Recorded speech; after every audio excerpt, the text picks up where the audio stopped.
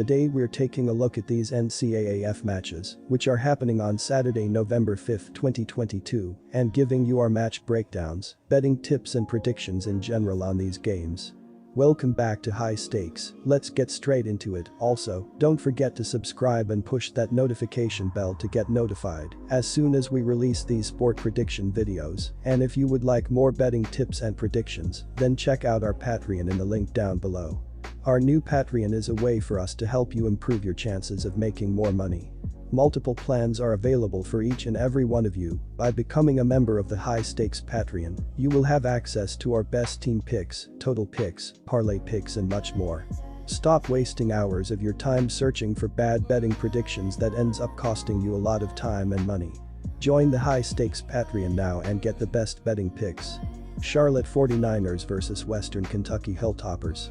I will be hammering Western Kentucky, minus 16.5 on the road against Charlotte, as I don't see the 49ers winning 2 games in a row with this defense. They have one of the worst defenses in the country, as I see the Hilltoppers consistently moving the ball down the field. Western Kentucky is currently scoring the 30th most points per game, and they are averaging the 21st most total yards. Charlotte won't be able to slow them down, as I see Western Kentucky throwing the ball all over their defense. Western Kentucky is currently throwing for the 11th most passing yards per game, as I see Austin Reed and Malachi Corley having a huge day in this game. Charlotte is currently surrendering the 131st most points and the 117th most passing yards, as their secondary will continue to get shredded throughout this game. Now, Charlotte will eventually score some points, but it won't be enough to cover this spread. Their defense is going to struggle in this game, as they will dig their team too big of a hole to climb out of. They are also only scoring the 76th most points, as the Hilltoppers' defense will be better than they were last week. They are giving up the 51st least amount of points per game and the 66th least amount of yards. The 49ers will continue to struggle to score, and their defense will continue to give up points.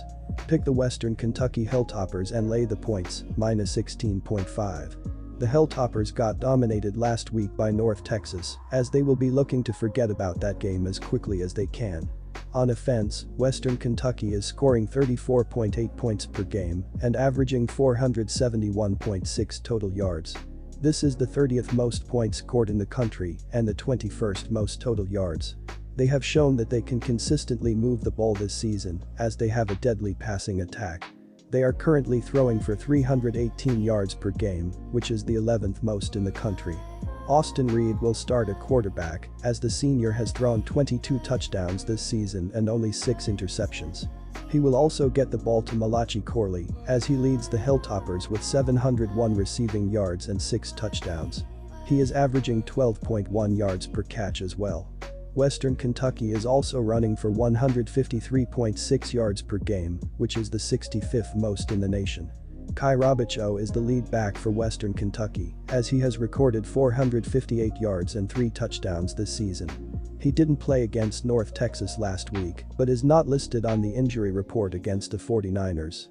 This number feels a bit too high, considering the expectation should be for Western Kentucky to control throughout, and that a third of its games have fallen under the total. Charlotte is 6-3 breaking the number in 2022, and while it is coming off somewhat of an offensive breakthrough, projecting this as even a 42-28 game would be quite generous. Despite their average, the Hilltoppers haven't scored more than 35 points since September, and while that will likely change this week, hoping Charlotte flirts with 30+ in back-to-back contests when they've only done so once at home this season is a pipe dream. Life's too short, but this time play it safe and take what feels like a relatively easy win. Take the under 72 points. Purdue Boilermakers vs Iowa Hawkeyes. The Boilermakers have looked like a team poised to win the division, and against an Iowa team with offensive struggles, Purdue will easily come out on top in this one. The defense for the Hawkeyes is strong, but Purdue has a pair of experienced leaders on the offensive end in Jones and O'Connell, especially Jones, given the revenge factor in this one. In the end, Iowa's offense, which ranks near the bottom of FBS football in nearly every offensive category, will be the reason that they can't compete in this one. Additionally, according to covers.com, Iowa is 1-5 at TS in their last 6 games, following an ATS win, and is 0-5 at TS in the last 5 meetings between the two teams. Take Purdue, -4.5. Iowa's start to the season has been one of the talks of football, and they'll be hard-pressed to grab a win in this one. A 3-game losing streak came to an end last weekend at home, but considering Northwestern could be the worst team in the Big Ten, it's difficult to take much stock in that win. Going on the road will be tough, and considering their recent struggles against Purdue, confidence is likely to be lacking against this familiar foe. Until a fundamental change occurs on the offensive side of things, it's difficult to imagine a situation where the defense has enough in the tank to win this matchup on their own. The Hawkeyes have 4 players already ruled out for this weekend, though none of the potential absences are likely to cause issues. Iowa expects to be without a pair of wide receivers, though the two have combined for only a pair of catches on the season.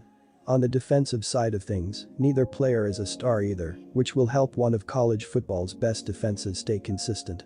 Purdue sits a game back of Illinois in the Big Ten West standings, and they know that they'll need a win at home on Saturday to keep pace. Purdue was stunned the last time out, dropping their matchup to Wisconsin, which served to snap a 4-game winning streak. With Illinois coming up next to likely decide the division, the Boilermakers know that they'll need to grab a win this weekend to get confidence and momentum going back in the right direction. Being at home should help, where they have a 3-1 record, with the fans ready to help this group take down the Hawkeyes yet again. One concern for the Boilermakers is the growing length of its injury report of late. Dylan Downing, foot, remains out as the team's backup running back, while a pair of receivers are ruled out with knee injuries as well. Purdue also has 3 players on the defensive ruled out as well, which could impact their depth. Iowa's defense has been very good this year despite the team's offensive issues. Petras has struggled, but Iowa's defense has kept the team in most of their games. The only 2 offenses that were able to move the ball consistently on Iowa were Michigan and Ohio State, 2 of the best defenses in the country. Iowa's defense has been solid all year, and they should be able to keep Purdue from blowing them out. Petras has struggled all year, and Iowa hasn't been able to stretch the field at all, with the senior averaging just 5.5 yards per pass. Purdue should be able to get out to an early lead and be more conservative on offense. This should be a lower scoring game. Take the under, 43 points.